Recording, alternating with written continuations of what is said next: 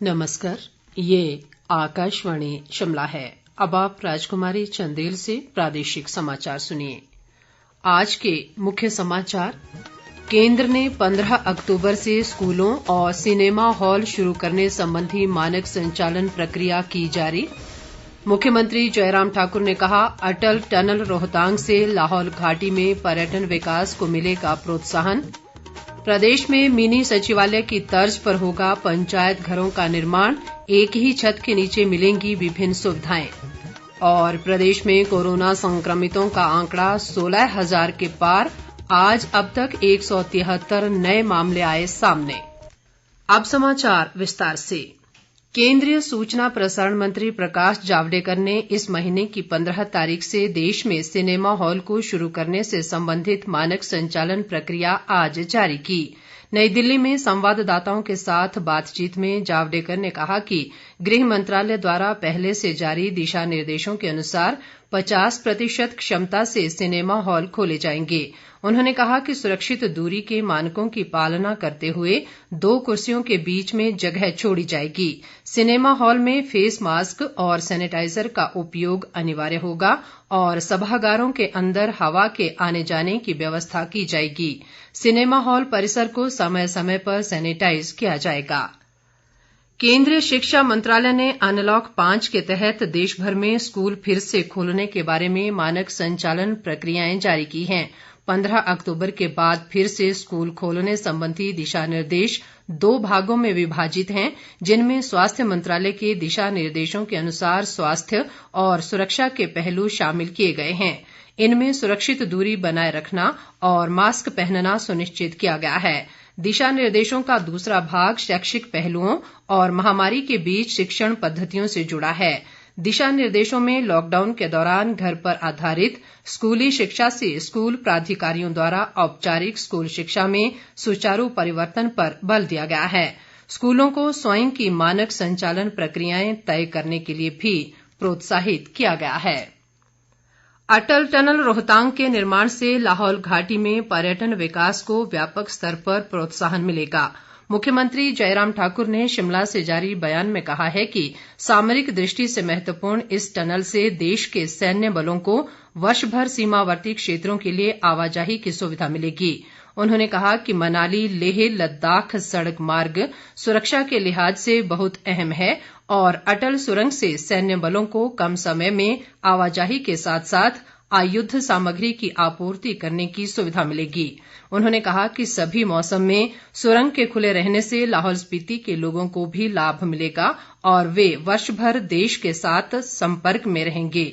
जयराम ठाकुर ने कहा कि किसानों को अपने उत्पाद आसानी से मंडियों तक पहुंचाने में मदद मिलेगी और मटर, ब्रोकली व आलू सहित अन्य प्रमुख फसलें अब ट्रकों में नहीं सड़ेंगी। मुख्यमंत्री ने कहा कि सुरंग से मनाली लाहौल स्पीति की कई किलोमीटर दूरी कम होने से पर्यटकों को भी सुविधा होगी। केंद्रीय स्वास्थ्य मंत्रालय ने आगामी त्योहारों के मौसम में कोविड-19 महामारी की रोकथाम के उपायों के सिलसिले में आज मानक संचालन प्रक्रिया जारी की है। भारत में अक्टूबर से दिसंबर तक अनेक त्योहार मनाए जाते हैं। इस अवसर पर लोग सामूहिक पूजा, मेले, रैली, प्रदर्शनी और सांस्कृतिक उत्सवों का भी आयोजन करते हैं। मंत्रालय ने कहा है कि कोविड महामारी के संक्रमण को रोकने के लिए इस तरह के कार्यक्रमों के दौरान रोकथाम के उपायों पर अमल करना जरूरी है। 65 साल से अधिक उम्र के बुजुर्गों, पुराने रोगियों, गर्भवती महिलाओं और 10 साल से कम उम्र के बच्चों को इस दौरान घर पर ही बने रहने की सलाह दी गई है।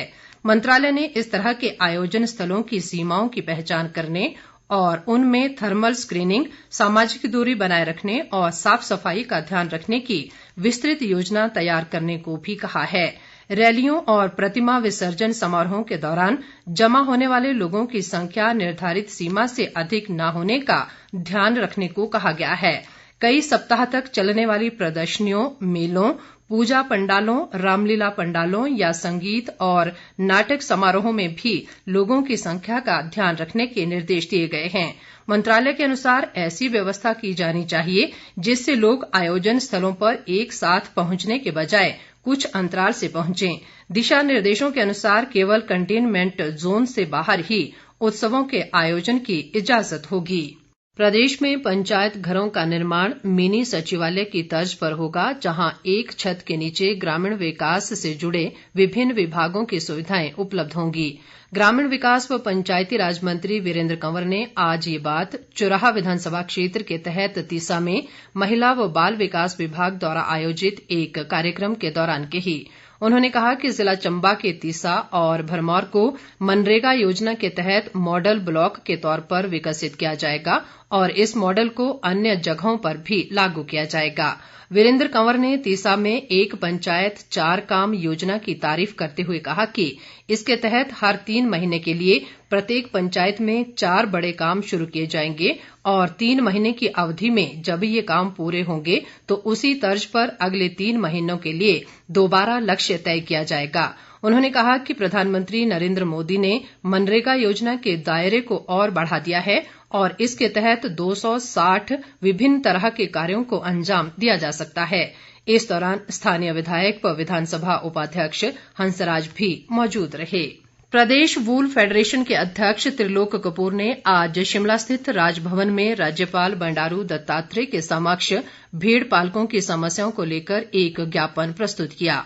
उन्होंने कहा कि राज्य में कुल पशुधन में 44% भेड़ बकरियां शामिल हैं और इनका प्रदेश की आर्थिकी में बड़ा योगदान है। कपूर ने कहा कि भेड़ पालकों के व्यवसाय को संरक्षित रखना एक बड़ी चुनौती बन गया है।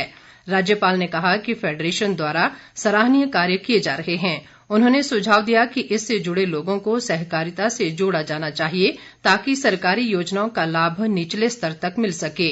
राज्यपाल ने भेड़ पालकों की जायज मांगों पर सहानुभूतिपूर्वक विचार करने व उनकी समस्याओं का हर संभव समाधान करने का आश्वासन दिया ताकि वे अपना व्यवसाय जारी रख सकें। प्रदेश में कोरोना संक्रमितों की संख्या बढ़कर 16,106 हो गई है। कल रात से अब तक प्रदेश में कोरोना के 73 नए मामलों की पुष्टि हुई है। वहीं इस दौरान 198 मरीज स्वस्थ भी हुए हैं। स्वास्थ्य विभाग द्वारा जारी बुलेटिन के अनुसार मौजूदा समय में प्रदेश में कोरोना के 3,027 सक्रिय मामले हैं, जबकि 12,831 मरीज अब तक स्वस्थ हो चुके हैं। राज्य में कोरोना से अभी तक 223 लोगों की मृत्यु हो चुकी है। प्रदेश कांग्रेस ने भाजपा पर राजनीतिक महत्वाकांक्षा के चलते कोरोना महामारी फैलाने का आरोप लगाया है।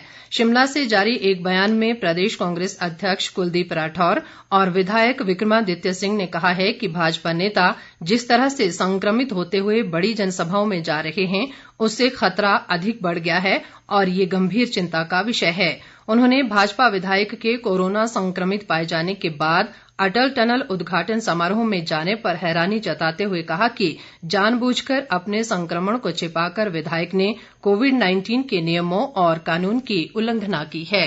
भाजपा किसान मोर्चा ने संसद में पारित कृषि विधेयकों को किसानों के लिए फायदेमंद बताया है। शिमला में आज एक पत्रकार वार्ता के दौरान मोर्चा के प्रदेश अध्यक्ष राकेश शर्मा ने कहा कि इन विधेयकों के पास होने से किसान बिचौलियों के चंगुल से मुक्त होंगे और वे अपनी फसल को बेहतर दामों पर कहीं भी बेच सकते हैं। राकेश शर्मा ने कहा कि इससे कृषि क्षेत्र की अर्थव्यवस्था मजबूत होगी और देश की आर्थिक स्थिति भी सुदृढ़ होगी। उन्होंने कहा कि इससे किसानों का एक देश एक बाजार का सपना पूरा होगा। राकेश शर्मा ने कहा कि भाजपा किसान मोर्चा 2 लाख पत्रकों के माध्यम से किसानों को इन विधेयकों से होने वाले लाभ के बारे में अवगत करवा रहे हैं। अंत में मुख्य समाचार एक बार फिर। केंद्र ने 15 अक्टूबर से स्कूलों और सिनेमा हॉल शुरू करने संबंधी मानक संचालन प्रक्रिया की जारी।